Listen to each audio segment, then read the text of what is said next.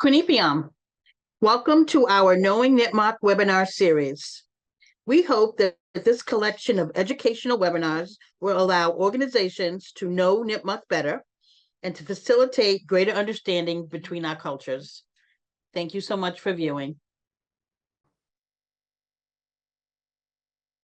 Hey, let's get started.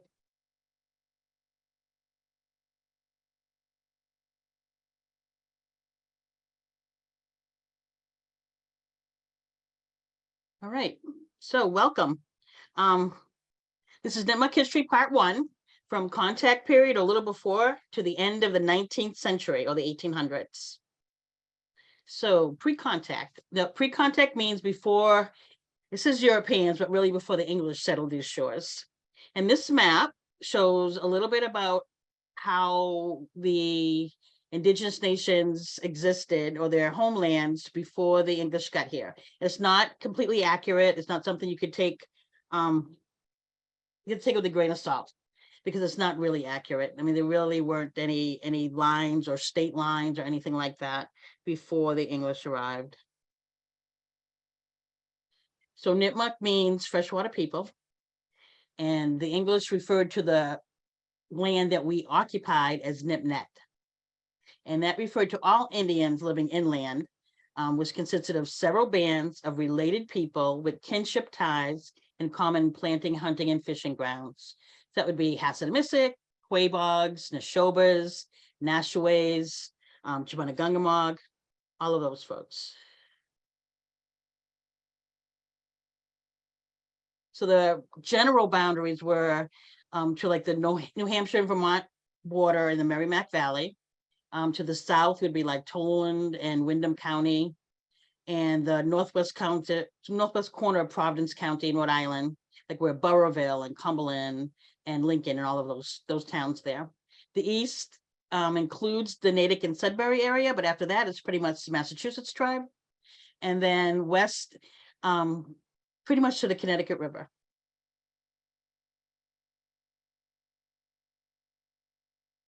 I will say that the most southern bands of Nipmuc paid tribute to either the Mohegan tribe or the Narragansett tribe, which were larger and more centrally organized groups. The north and west Nipmuc bands were often raided by Mohawks. So our pre-contact culture, our ancestors spoke, and what we teach our people today is a combination of N and L dialect Algonquin. And most of the tribes on the East Coast spoke some dialect of Algonquin. We lived in separate yet interconnected villages or bands dispersed throughout our homeland area. And we had seasonal cycles of economic activity. And what I mean by that is that indigenous land use is based on the principles of sustainability and stewardship. So focusing on a kinship-based relationship with the land. Many indigenous people, including Nipmucs, view land as a living being and believe that all activities on the land are connected to our cultural and spiritual belief. Indigenous-centered land management developed over thousands of years and was shaped by a deep knowledge of the local environment. This deep knowledge allows our people to adapt to changing conditions like the current climate changes we're experiencing today. So most people, when you hear about seasonal cycles of economic activity, you'll read in the history books how we were like nomads wandering from here to there. And it wasn't that. It was planned activities designed to be in balance with the earth itself. And in this corner here, this pipe, that's a pipe that's being held right now by the Ecotarium in Worcester. We hope to have it repatriated to us. This is just a drawing made by a man called Everett Jacobs that we had colorized that they use for kids, but it shows a typical village, woodland village, before the English arrived. And this is another picture that shows a larger, much larger Eastern Algonquin village. So the contact period. This is when the English arrived. Of course, before the English got here, we had interactions with, some say the French, some say Vikings, possibly both. And because we had no natural immunity against diseases such as smallpox, there were deadly epidemics. They say that there's a possibility of 80% mortality rate before the Pilgrims and the Puritans even arrived. And of course, when the Pilgrims and Puritans arrived, they see cleared lands and even corn growing, and they took that as, God wanted them to be here. It's estimated that there were only 5,000 to 6,000 Nipmucs left when the English arrived. So at the time the English came, our centers of population were mainly like along the Blackstone, the Quabog, the Nashua, and the Quinebaug rivers, like in Connecticut. The earliest known contact in record between Nipmucs and the English was probably in 1621 in Stirling, where Nashawaanan was sachem. So around 1640, so the English came here, 1621 to 1628. So this is not even 20 years later. Reverend John Eliot of Roxbury began preaching to the natives in 1640s. And between 1650 and 1675, just before King Philip's War, he established 14 praying villages, most of them in Nipmuc territory, but there were also ones in Massachusetts and Wampanoag areas. They were set up to, convert the savages, because that's what they thought we were, and allow us to emulate the English. Native practices were not allowed within these plantations or praying towns, but Nipmucs practiced traditional ways anyway. And the way we know that is by grave goods.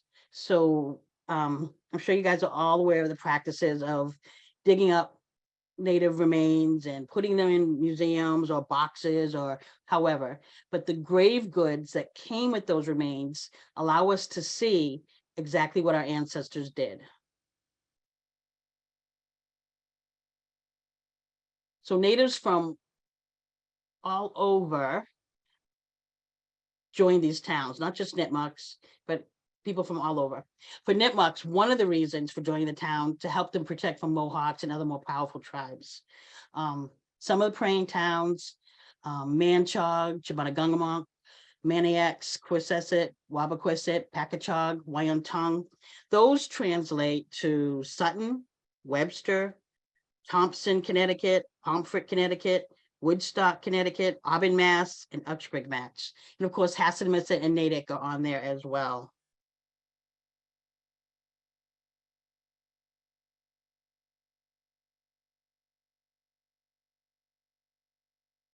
Oh, my thing is stuck.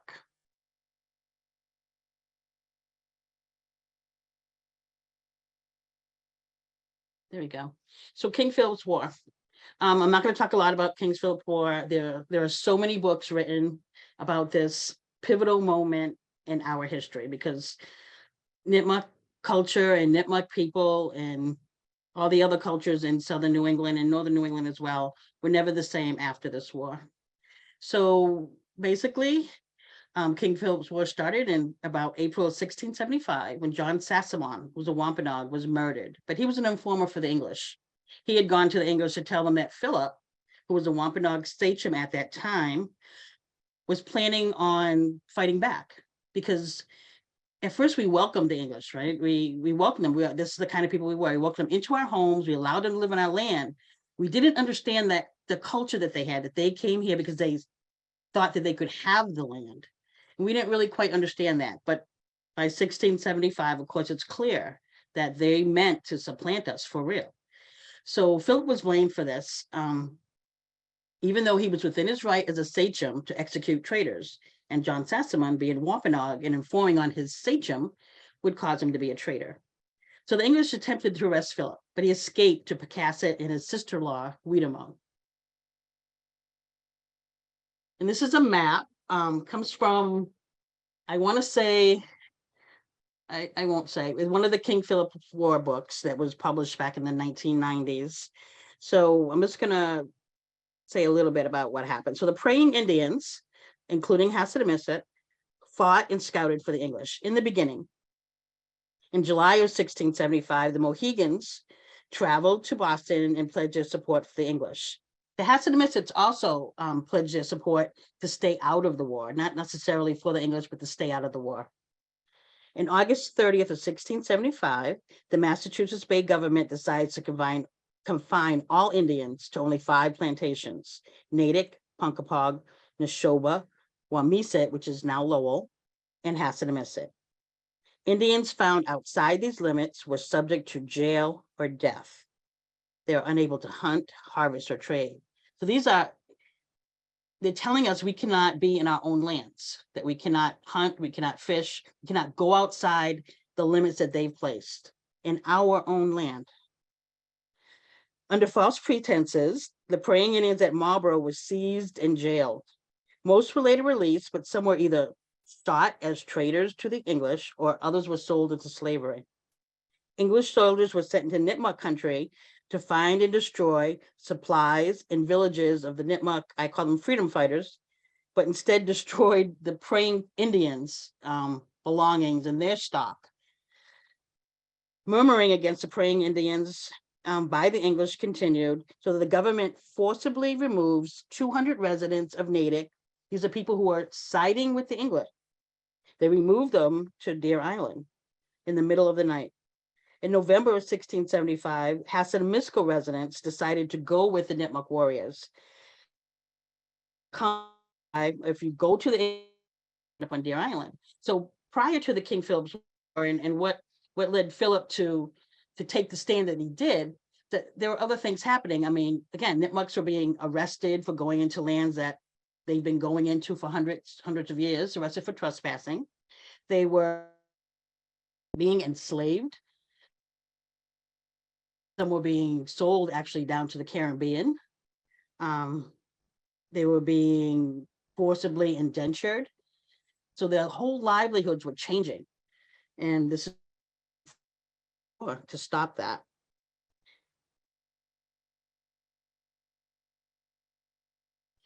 Deer Island is a very important part of this whole war. We already said that the natives were taken away forcibly and without warning. So while we sit, they're asking the Massachusetts authorities for protection from the Nipmuc warriors. And as a reward, they're sent to Deer Island as well. The Neshoba Indians, not too far from where I live in Worcester, sent to Deer Island.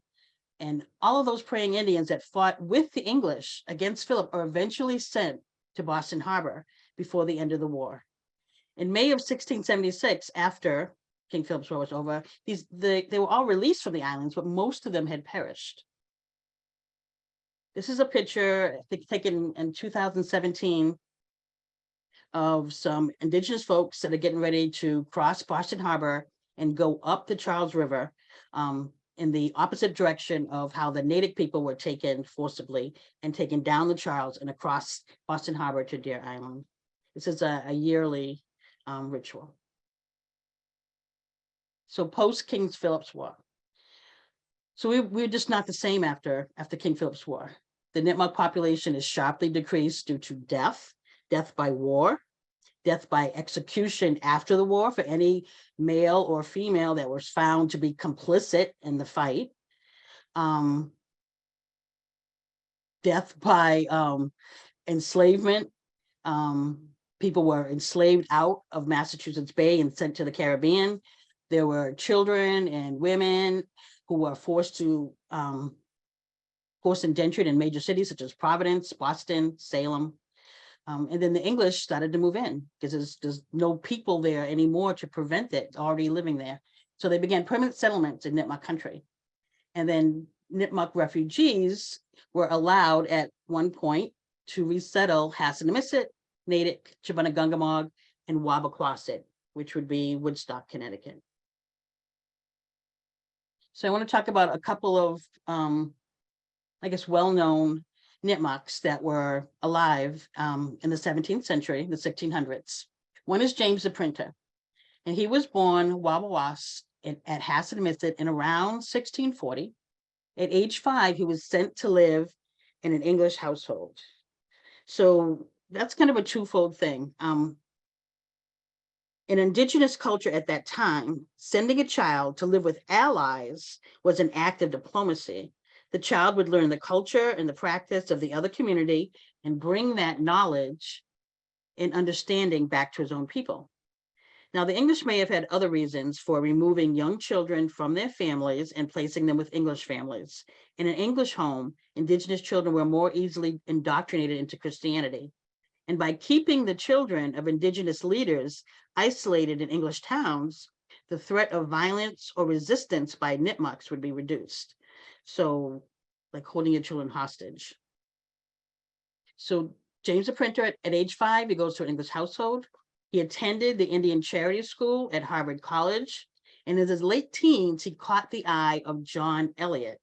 So Eliot thought that printing a Bible in the local language would help his mission. And his mission, again, was to Christianize all of the savages or Indians. He made efforts to learn the language. He secured indigenous youth to help in the translating. But the printing press at Harvard College was the only press available.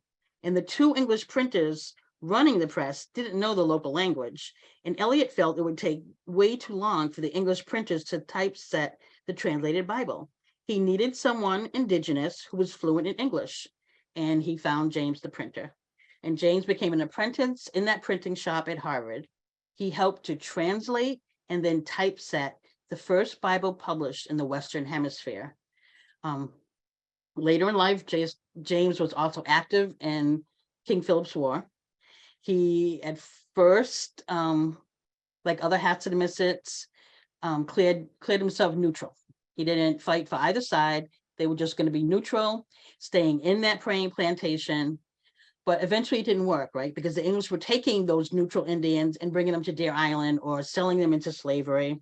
So James and the other Hasidics eventually went with the warrior Nipmucs, and at Minamisit, he became a scribe for the leadership there. And he wrote a couple of letters to the English authorities to say, the first one says, you started this, right? You started this. We're only defending our home. The second letter was more a negotiation tool for, and I'm sure you guys have heard of Mary Rawlinson and how she was kidnapped by the Nipmucs and forced to be Weedamo's servant and taken all through the war. And that was the second letter that James Printer wrote for the Nipmuc leadership, was a negotiation letter to release Mary Rawlinson. So James the Printer, after the war, he goes back to the press and he prints out more books and pamphlets and things like that in the Nipmuc language, or in the Massachusetts language, I should say. And then after that, he starts to teach at Hasidic. He retired back home. In 1709, though, he dies fighting for the English in Queen Anne's War, which is one of the French and Indian Wars, one of the first ones. So he didn't give up on his, I guess, loyalty to the English. Another person who's like almost the exact opposite of James the Printer is John Wampus. John was born around the same time at Hasidic. His family moved to Nonantum as a child. So Nonantum was a Christianized village that's near where Newton is now.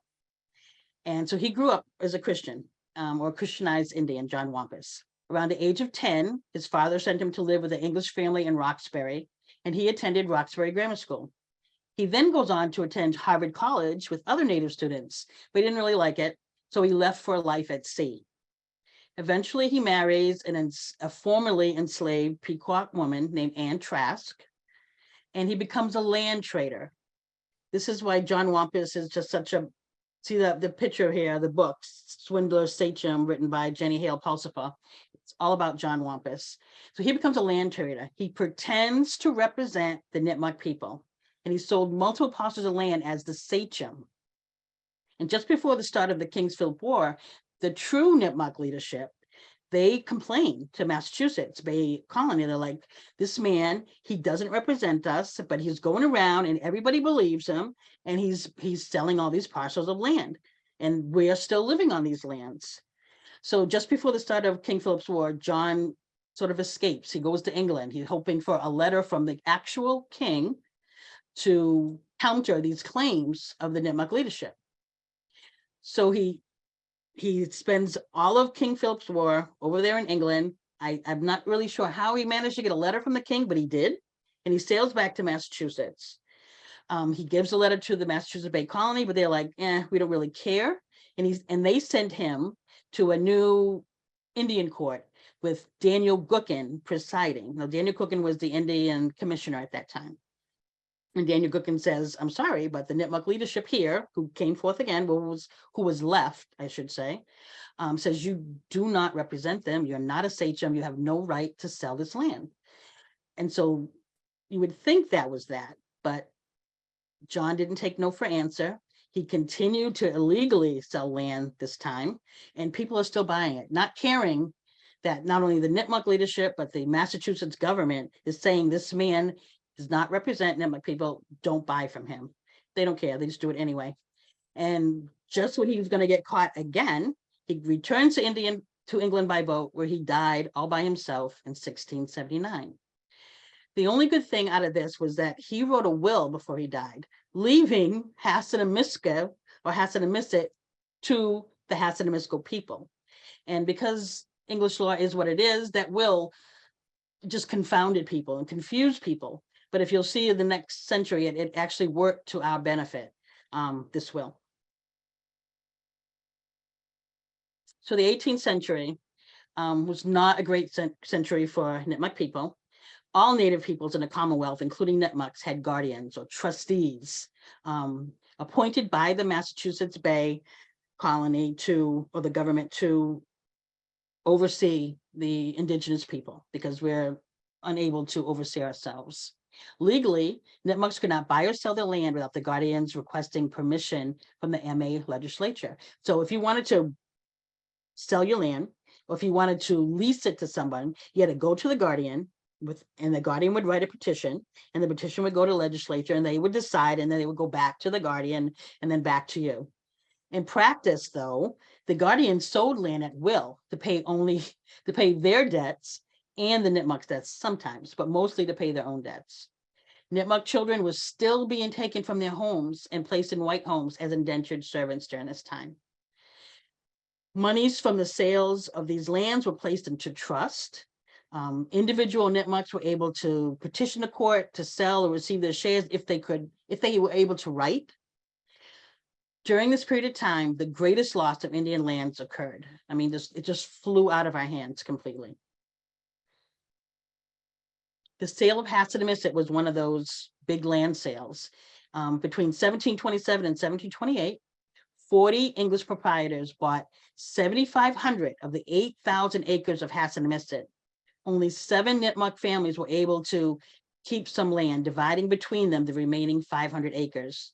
The monies from the sale were placed in trust, and the interest was supposed to be paid to the families yearly. The principal was never paid out and was lost to time. Some of the principal was actually lost when guardians or the trustees would take the money out to use to pay their own debts. And that's documented in the Earl papers. Many times the annuities were not paid out, and the Indians themselves had to go and write to the legislature saying the trustees are not paying us, we're not getting any money for them. And it happened over and over and over again. So Joseph Aaron is one of the more, I don't want to say famous, but someone we know more than others in this century, in the 18th century. He was born in Providence in 1738 to Sarah Muckamog and Aaron Whipple. And he spent much of his childhood as an indentured child or traveling back and forth between Providence and Hassanaమిsit. Now, his family is one of the 7 families that were allotted land at Hassanaమిsit in 1727. He's a descendant of Robin Pettivitt, who was a leader of Hassanamisko and who died just before King Philip's War. His mother, Sarah Muckamog, was a 2nd-generation indentured woman. Her mother, Sarah Robbins, was indentured in Providence as a child as a result of the end of King Philip's War and all Native people having to report to a certain place or be hunted down. So Sarah Muckamog grew up as an indentured servant, and she had a child, or she had 4 children actually, with Aaron Whippet, who was enslaved by Colonel Joseph Whipple in Providence. So as a young adult, Joseph Aaron, despite being the child of an indentured servant and an enslaved man, he served in the French and Indian War. He also served in the Revolutionary War, which he was injured and became unable to do is what he used to do. He spent a lot of time as a ship's crewman, most likely sailing out of Providence. At one point, he got into a dispute with his sister over land at Hassanamisco. So up to this point, the allotted land had passed from mother to daughter. And the land at Hassanamisco had passed to his half-sister, Sarah Burney. And he didn't like that. He wanted half the land. He felt he deserved it. His other siblings were still living in Providence as indentured servants, and it was only him and Sarah at Hassanamisco. And so after a very protracted battle, he did receive half the land, but then he sold it all before his death in 1808. And his last 43 acres were sold to a white landowner who also received interest payments from the Hassanamisco Fund for caring for Joseph and his wife in his last years. So it's like, for me, that's like adding insult to injury, right? Not only are you getting the land, but you're getting the interest payments that are for Indigenous people. So, yeah, so Joseph Aaron, but all he did with his life, he just ended up poor and without anything. Joseph Pegan, he's a Pegan Indian. He was born at Chibunagungumog around 1756, part of the Pegan band of Nipmuc Indians that occupied land that's now called Webster and Dudley, Massachusetts. And many Pegans also owned land at Natick after Kingsfield War. He served in Revolutionary War for 3 years, from 1777 to 1780, and he died in 1818, shortly after his pension payments commenced. I think he had like 6 or 7 months worth of pension payments, and then he died. He's notable in our community not only for his service, but for those that claim descent from him. So many families claim descent from Joseph Pegan. So moving on to the 19th century, or the 1800s, land loss, it just continues unabated. I mean, the land is just flying out of Nipmuc hands. It's because they can't work. I mean, who's going to hire a Nipmuc person to work in your store? There's no factories or anything like that. Most Nipmucs are going around, making baskets or caning chairs, but it's not really enough, to feed your family and go. So they're selling their land in order to pay their debts. And, some of those debts are debts that are created. Like the trustees would take an elderly person or a sick person from their home, from their family, place them into an English family's home, and then charge that Nipmuc person for that English family taking care of them. And that was the way to put that Nipmuc family into debt, and then you'd have to sell land to pay that debt. So it was all just I don't say a game, but it just wasn't legal or moral, I should say. So anyway, land loss continues unabated in the 1800s. Several Nipmucs from Rhode Island, Massachusetts, and Connecticut served in the Union Army during the Civil War for both the 54th and the 55th Massachusetts regiments, which I think most of us know are colored units. The Industrial Revolution caused many Nipmuc families to move up or down river to Worcester. That's because it's work, right? You don't have to make baskets and cane chairs. It's actual work that you can get paid and you can take care of your families. So they moved to cities to find this work and to find mates as well. Many were shoemakers before and after the shoe factories were built. In the Worcester area, there were shoe factories everywhere. Some married African Americans, some married whites, but still there's multiple intermarriages between Natick, Dudley, Hassanamisco, and Woodstock, which is why today almost all Nipmucs are cousins to each other. We maintained our kinship tribes. The people from Hassanamisco and Woodstock, Connecticut still receive their annuities from the government. I have established Nipmuc enclaves in Worcester, but I think that's a mistake. I think that didn't happen until the 20th century. But most Nipmucs in Worcester at this time lived around where downtown is right now, or where John Street Church is right now. Unfortunately, we're still considered wards of the state for the first part of this 19th century. But then along comes the Massachusetts Enfranchisement Act. In June of 1869, Indians and people of color, heretofore known and called Indians, become citizens of Massachusetts. And then those lands open for sale to non-Indigenous people. Lands held in common, like in Dudley, were sold and the proceeds divided up amongst the Pegan Indians. Aid to natives through normal welfare channels instead of through the legislature. There was no more going to your guardians and then the guardians going to the legislature. You could just go to the poorhouse. How nice. So Massachusetts tried to follow a Reconstruction era federal racial policy, deciding since there were little pure-blooded Indians left, and since the state had always, or at least since 1790, been committed to freedom for African Americans, why not the Indians? So the citizenship in Massachusetts, everybody who's native becomes a citizen in 1869. And that paved the way for sale of the remaining Nipmuc lands. In 1871, the last Dudley land was sold off, and the 5 remaining families that lived on that land were put into a house on Lake Street, and the rest scattered to other Nipmucs living in Worcester, Providence, Woodstock, and of course, Hassanemisco. In 1886, there was a Dudley court case because they didn't get paid in 1871 for the land that was sold. So the living members of the Piegan Band of Nipmucs were given a share from the proceeds of the sale of their reservation, which came to $61.61 apiece. Nipmuc activities became centered at Hassanemisco. That was the last unsold piece of Nipmuc land. So Sarah Boston, in the 1800s, Sarah Boston was a famous figure in the histories of Grafton, the history of surrounding towns like Westboro, Marlborough. She was the last of her family line to live on the land allotted in 1727. She was born around 1787 and she died in 1837. Archaeological studies that have been completed over the last 10 or 15 years seem to show that her homestead, was the center of the Nipmuc community while it was there. Her ancestor was Robin Pettivitt, again, a leader of Hassanemisco from back before King Philip's War. She's actually the niece of Joseph Aaron. And like many, she made baskets and cane chairs to make ends meet. And of course, she sold her land. When her daughter sold the last of her land in 1857, leadership responsibilities shifted to the Printer family. And this little picture here, I think that's a picture by Harriet Merrifield Forbes, and it shows Sarah Boston's house. So this is Sarah Maria Arnold. And this picture here is definitely drawn by Harriet Merrifield Forbes, showing the homestead as we call it today. So Sarah Maria Arnold was born at Hassanemisco in 1818, daughter of Harry Arnold and Lucy Gimby.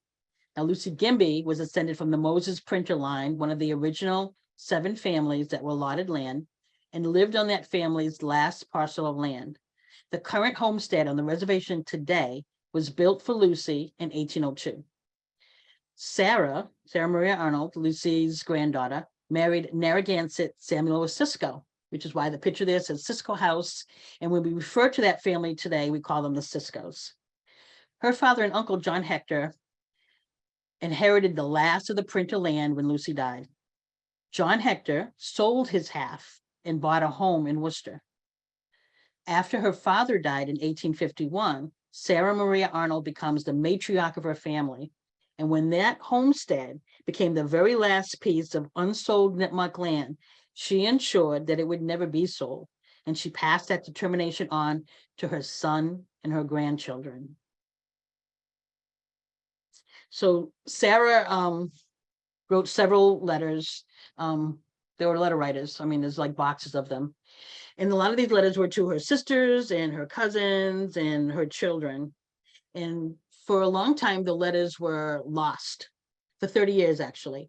A researcher that worked with Zara Cisco Bro, who would be Sarah's great-granddaughter, took the letters with him to Switzerland and didn't return them for like 30 years. So we recently we tried having them scanned, it didn't work well. We recently had photographs taken of them at Brown University's library. And the letters are mostly like from 1884 to 1886.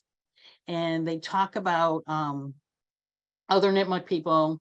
They talk about everyday things, like what something costs and what they did that day and what they plan to do.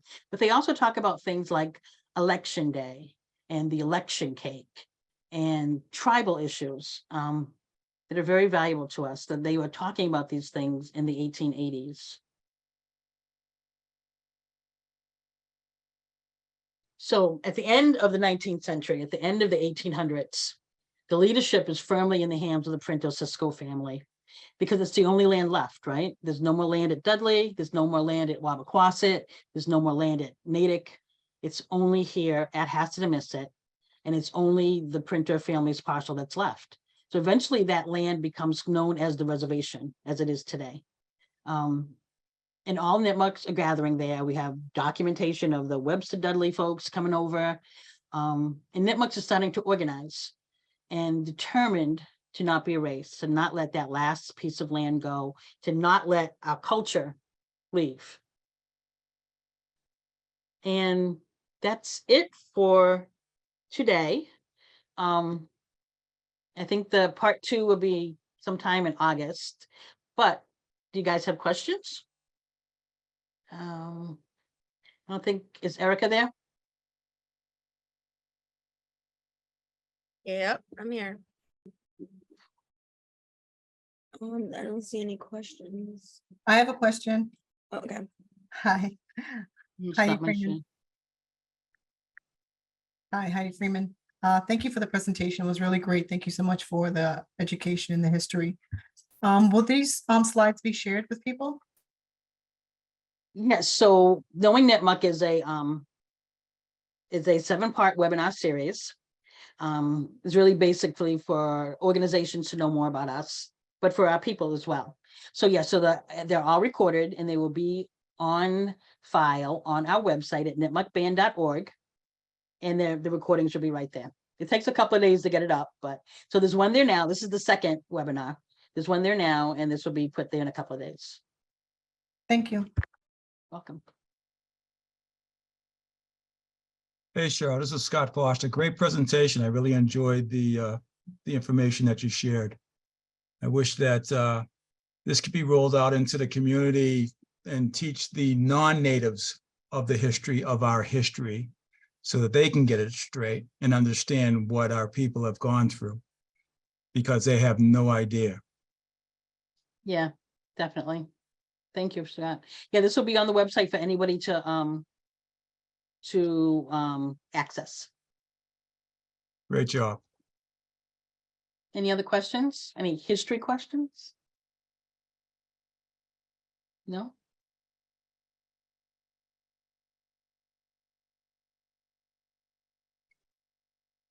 I have a question, Emily, sorry.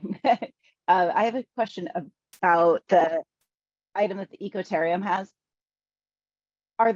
How many other items are museums holding hostage that should be repatriated? And is there work that the community could do that would support the Nipmuc Nation in getting those back? Yeah, so I mean, museums all over the place have ancestors. They have items that we would like returned. So the Ecotarium did return an ancestor recently. They do not have any others that I know of that are Nipmuc at least. And the 3 pipes, we've asked about the 3 pipes, and we're working with them about that.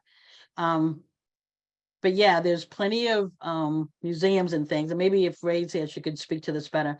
But there's plenty of museums out there who don't want to return anything and fight like heck, like Harvard Peabody, for instance, to not return anything.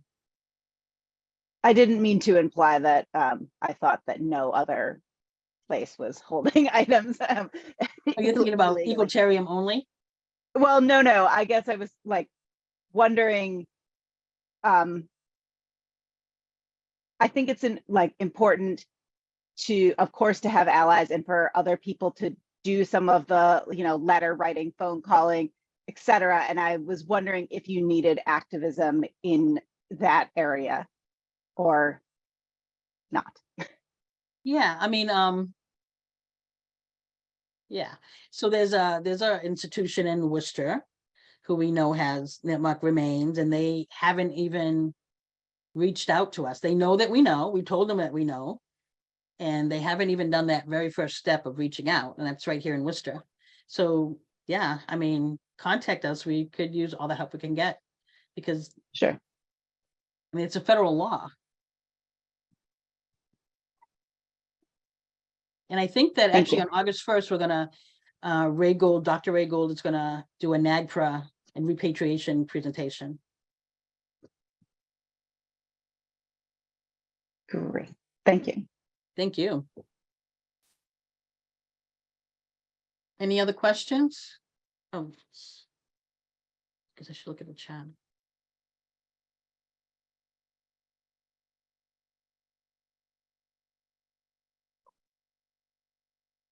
Hi, Cheryl. This is Jenny Burton. Thank you so much for your presentation. I just wanted to ask more about how you're using the land on the reservation these days, and what kind of activities go on there. So there, well, when we were pretty much closed down for COVID, but so we usually have socials. We usually have ceremony. We have a powwow once a year. We're having a homecoming or coming home celebration this year on July 30th. I don't know if everybody knows, but the Hatsudamisco band left the Nipmuc Nation like a year and a half ago and decided to go back to our own selves. We didn't feel we should remain in that umbrella anymore. And so we're having a homecoming this month, end of this month. It's also powwow. We also grow food there. We also grow herbal plants for plant medicines. Their remains that we receive are normally put back there in a place where visitors can't really find or go to. So yeah, we use it as much as we can. Did that answer your question? Yes, thank you.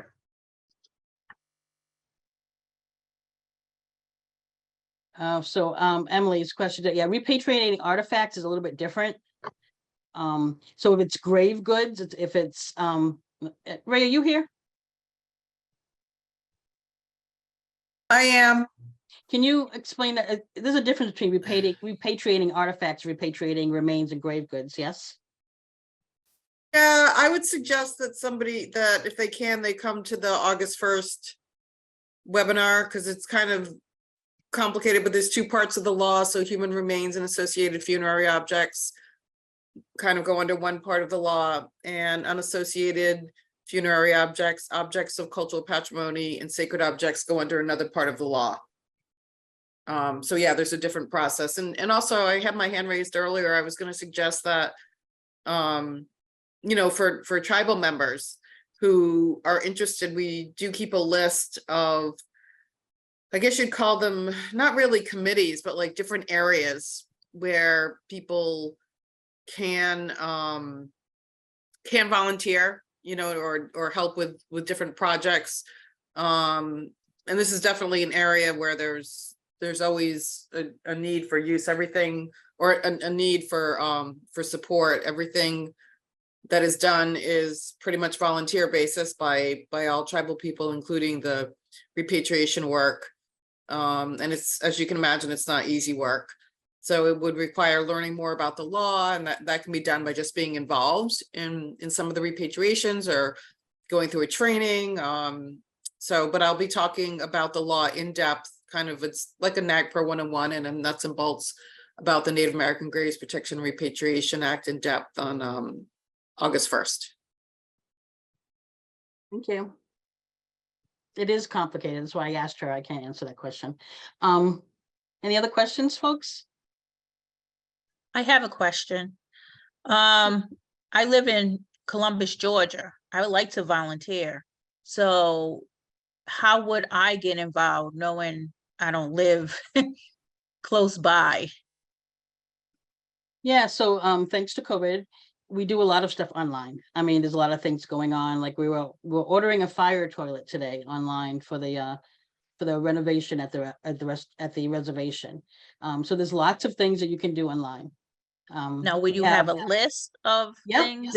There is a list, and I don't know, but can you email me at info@nippy.org and I can send you the list.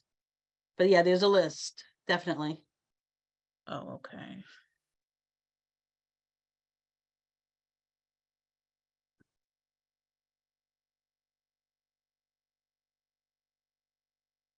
Any other questions?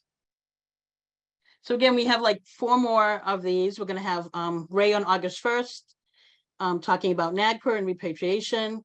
We're gonna have Donna Spears from the Navajo Nation talking about cultural humility and how organizations can build relationships with Indigenous folks. It's a really good webinar. And then I think on August 29th, we're going to talk about Troy Phillips, who's the chair of the Commission on Indian Affairs, is going to be talking about land acknowledgements and things like that, and how organizations can work with us for those.